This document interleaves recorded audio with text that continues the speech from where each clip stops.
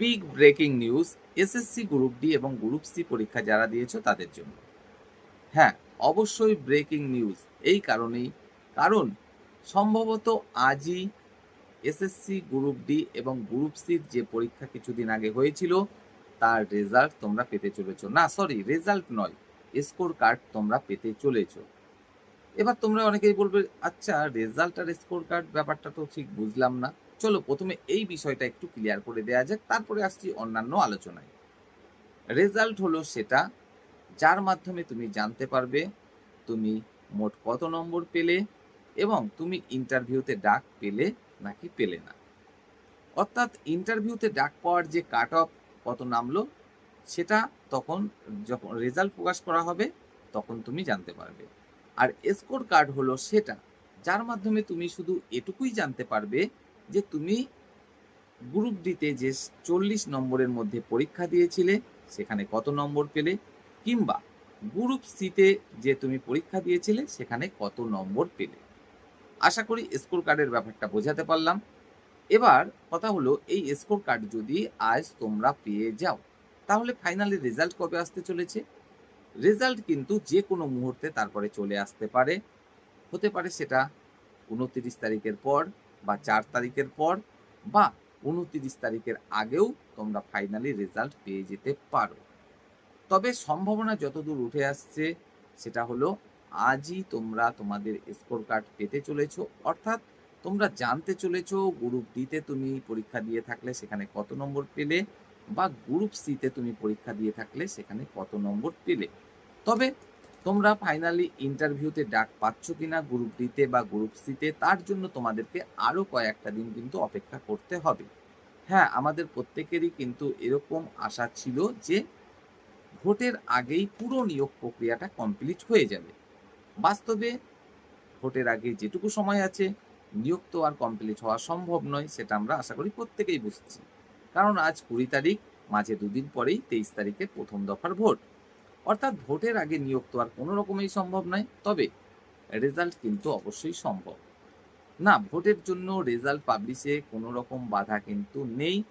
আর সেই কারণেই কিন্তু যতদূর জানা যাচ্ছে আজই তোমরা তোমাদের এই গ্রুপ ডি এবং গ্রুপ সি পরীক্ষার স্কোর কার্ড হয়তো পেতে চলেছ। এবার প্রশ্ন হলো যে ইন্টারভিউতে তুমি ডাক পেলেই চাকরি পাওয়ার সম্ভাবনা কতটা রয়েছে। চলো এই বিষয়টাও নিয়ে একটু ছোট্ট করে আলোচনা করে দেয়া যাক। দেখো, ইন্টারভিউতে ডাক পেলেই যে তুমি চাকরি পেয়ে যাবে এমন কিন্তু নিশ্চয়তা নেই।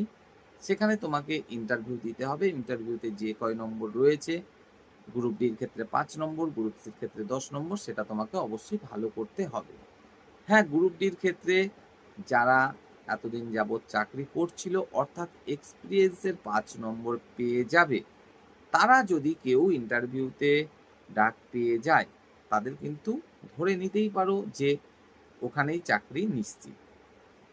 তোমরা যারা গ্রুপ ডিতে ইন্টারভিউতে ডাক পাবে তাদের মধ্যে এমন কেউ যদি থেকে থাকো যে আগে তুমি চাকরি করছিলে এবং সেই সুবাদে এক্সপিরিয়েন্সের যে 5 নম্বর সেটা তুমি পাচ্ছ, তাহলে তুমি ধরে নিতেই পারো ইন্টারভিউতে ডাক পাওয়া মানেই তোমার চাকরি কিন্তু ওখানেই সুনিশ্চিত হয়ে যাওয়া।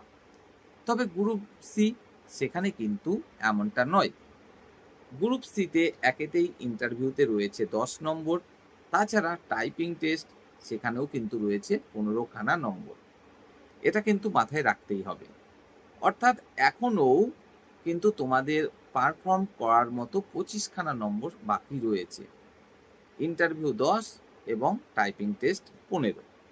সেখানে ডাক পাওয়া মানেই যে ইন্টারভিউতে ডাক পাওয়ার অর্থ মানেই যে চাকরি পাওয়া এমন কিন্তু নয়। সে যদি তুমি এক্সপিরিয়েন্সের নম্বরটা পেয়েও থাকো তারপরেও কিন্তু নয়। কেন? টাইপিং টেস্ট তোমাকে প্রথমত পাস করতেই হবে। শুধু তাই নয়, টাইপিং টেস্টে কিন্তু ঠিকঠাক নম্বরটাও তোমাকে তুলতে হবে।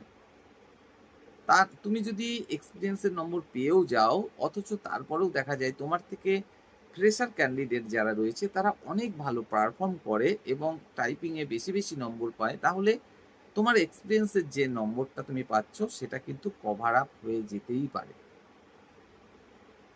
তাছাড়াও ইন্টারভিউতে 10-10টা নম্বর আছে।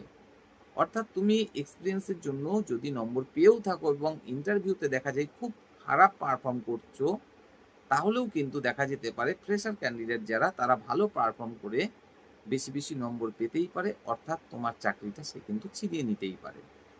তার মানে বিষয়টা এটা যে ইন্টারভিউতে গ্রুপ ডিতে যদি তুমি ডাক পেয়ে থাকো এবং এক্সপিরিয়েন্সের নম্বর পেয়ে থাকো, তাহলে ধরে নিতে পারো তোমার চাকরি ওখানেই সুনিশ্চিত।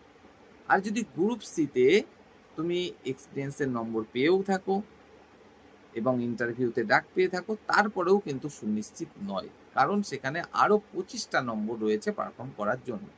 এবার প্রশ্ন হলো যে নিয়োগটা তাহলে কবে কমপ্লিট হতে পারে? নিয়োগটা কিন্তু কমপ্লিট অবশ্যই হবে, খুব বেশি হলেও 1 থেকে 1.5 মাসের মধ্যে। এটুকু তোমরা নিশ্চিত থাকতে পারো। অর্থাৎ আজ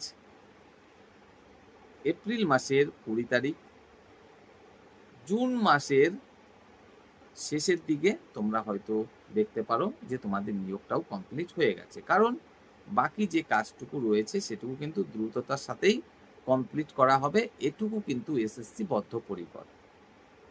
আর তার কারণটা হলো আদালত থেকে নির্দেশ। আদালত থেকে কিন্তু এটাই নির্দেশ রয়েছে, খুব দ্রুততার সাথে এই বিষয়টা কমপ্লিট করতে হবে। কারণ যে বিদ্যালয়গুলি থেকে শিক্ষক-শিক্ষিকা এবং গ্রুপ সি, গ্রুপ ডি কর্মচারীদেরকে চাকরি থেকে বরখাস্ত করা হয়েছে, যদিও বা শিক্ষক-শিক্ষিকারা এখনো কাজ চালিয়ে যাচ্ছেন, কিন্তু গ্রুপ সি, গ্রুপ ডি কর্মচারীর অভাব কিন্তু মানে খুব হাড়েই টের পাচ্ছে সেই বিদ্যালয়গুলো যেখান থেকে কর্মী ছাঁটাই করা হয়েছে। তো গ্রুপ সি, গ্রুপ ডি পরীক্ষার পুরো বিষয়টা ঠিক এরকম।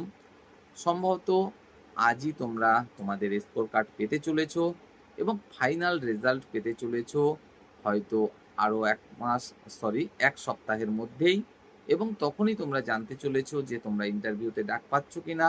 তুমি যদি এক্সপিরিয়েন্সের 5 নম্বর পেয়ে থাকো এবং গ্রুপ ডিতে ইন্টারভিউতে ডাক পেয়ে থাকো, তাহলে তুমি নিশ্চিত থাকতে পারো ওখানেই তোমার চাকরি সুনিশ্চিত।